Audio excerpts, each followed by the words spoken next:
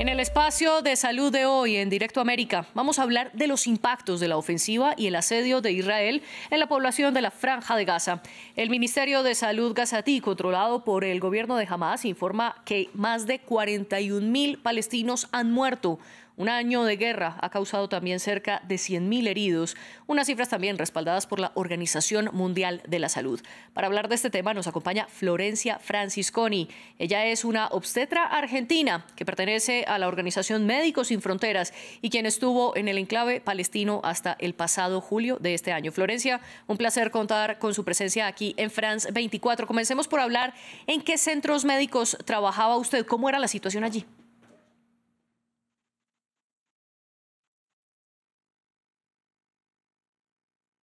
Hola, buenos días.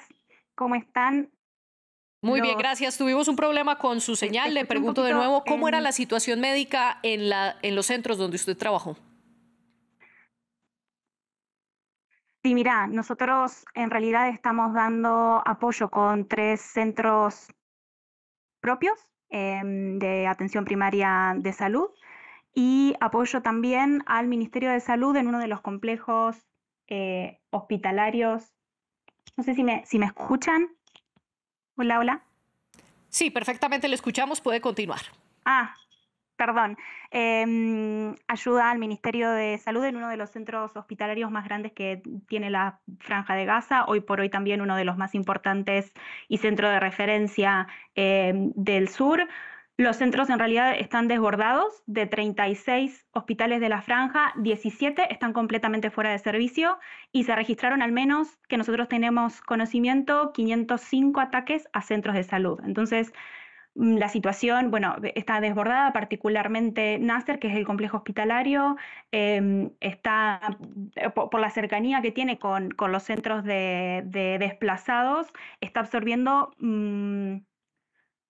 pacientes muy por encima de su capacidad, ¿no? Tenemos pacientes en los pasillos, en el piso, e incluso en los centros de atención primaria de salud, que son centros de Médicos Sin Fronteras, tuvimos que establecer un límite de pacientes por profesional por día, porque la demanda es muy grande. E incluso para 2 de los 3 centros hemos establecido también un sistema de guardias de 24 horas, con médicos y enfermeros disponibles.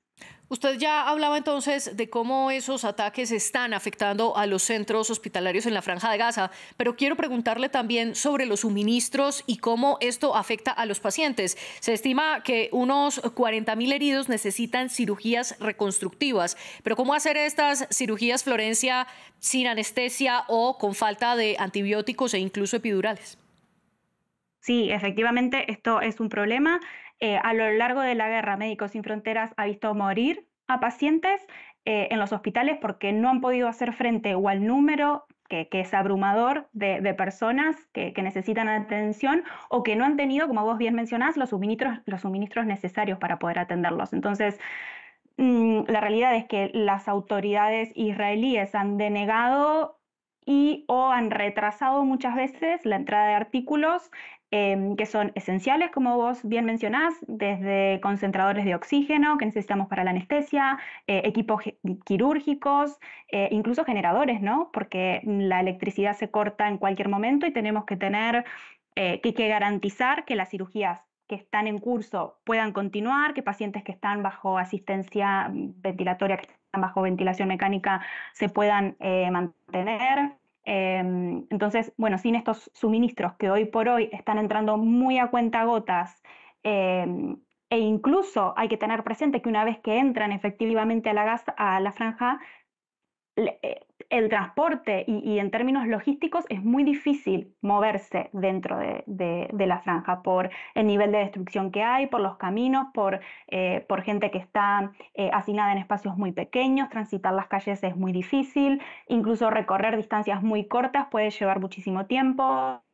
Entonces son 2 problemas. Por un lado, efectivamente, el bloqueo en los pasos fronterizos y después también la logística dentro de la franja misma.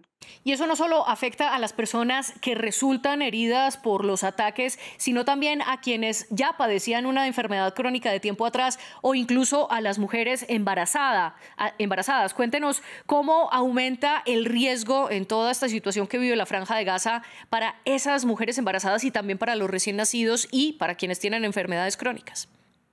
Sí, exactamente, porque por momentos faltan recursos básicos como puede ser jabón para lavarse las manos, un correcto lavado de manos que es esencial en cualquier centro de salud, pero claramente también faltan recursos que son más complejos y más especializados, equipo especializado e incluso por veces también recurso humano especializado. Los más afectados en esta situación son los pacientes, como vos mencionabas, pacientes crónicos, pacientes oncológicos que requieren algún tipo de cirugía compleja, niños con cardiopatías congénitas. De hecho, el complejo hospitalario Nasser que nosotros estamos actualmente apoyando tenía dentro de su estructura un centro de diálisis que quedó completamente destruido porque el hospital ya fue atacado en febrero de este mismo año y no se pudo recuperar el centro de diálisis. Entonces estos son los pacientes con mayor riesgo, si se quieren, los que ya vienen con alguna patología previa o crónica.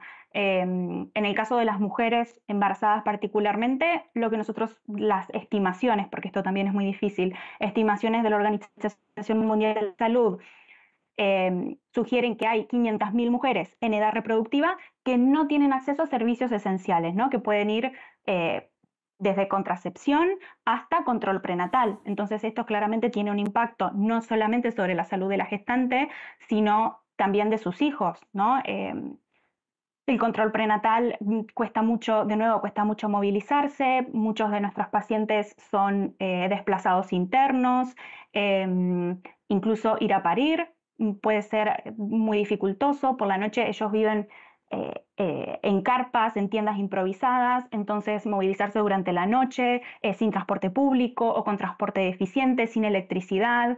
Entonces esto claramente pone en riesgo su vida, la de sus hijos, durante todo el control prenatal, durante el trabajo de parto y parto, y tenemos muchas Sí. dificultades también en que puedan adherir a un buen control postnatal, que es una etapa muchas veces olvidada, pero que no está libre, exenta de complicaciones y que es sumamente importante de que las mujeres y los bebés y sus recién nacidos tengan acceso a controles postnatales también para el binomio, ¿no? Es importante para el binomio. Usted mencionaba antes que en la Franja de Gaza 36 hospitales que había, de ellos 17 están fuera del servicio y que tan solo Médicos Sin Fronteras ha reportado 505 ataques en contra de centros clínicos.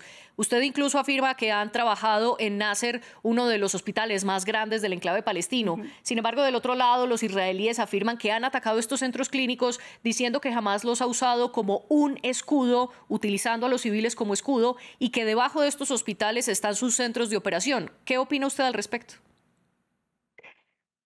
Yo no sé si podría dar tanto como una opinión al respecto. Nosotros como organización no tenemos conocimiento sobre esto y la realidad es que nuestro discurso, como en este caso, nuestro discurso público siempre se basó y se va a seguir basando y centrando en lo que nosotros vemos y de lo que nosotros somos testigos. Eh, Nosotros no tenemos conocimiento de que esto sea así, pero sí tenemos muy buen conocimiento de las consecuencias que esta guerra tiene sobre lo que nosotros vemos día a día, que son nuestros pacientes y la población y la comunidad con la que trabajamos, ¿no? Y muy brevemente, no quiero despedirla sin antes preguntarle sobre la situación del polio, ya que la ONU inició una campaña de vacunación. ¿Qué está pasando con esta enfermedad en la Franja de Gaza? Muy brevemente. Bueno, hasta donde yo estuve, la campaña, bueno, exitosa, es una campaña que se realizó en colaboración con la Organización Mundial de la Salud, UNICEF y UNRWA. Y bueno, y a ver un poco cuáles son los resultados. Nosotros, el apoyo que ofrecimos desde Médicos Sin Fronteras, no fuimos parte activa de la organización de la campaña, pero sí nuestros 3 centros de salud e incluso el hospital que damos apoyo fueron centros de vacunación por 2 días completos y un tercer día para que todos los niños menores de 10 años, ¿no? Que era la población objetivo, que no habían podido acudir, tuvieran la posibilidad. Pero bueno, ahora queda esperar a ver qué resultados tiene esta intervención en principio Sí. lo que comunicó la Organización Mundial de la Salud es que la campaña había sido exitosa. Y estaremos atentos aquí también en France 24 a lo que ocurra. Florencia Francisconi, obstetra de Médicos Sin Fronteras, gracias por acompañarnos. Muchísimas gracias a ustedes por el tiempo y por el interés. Hasta luego. Gracias. En France 24 continúa la actualidad internacional. Por eso continúen aquí.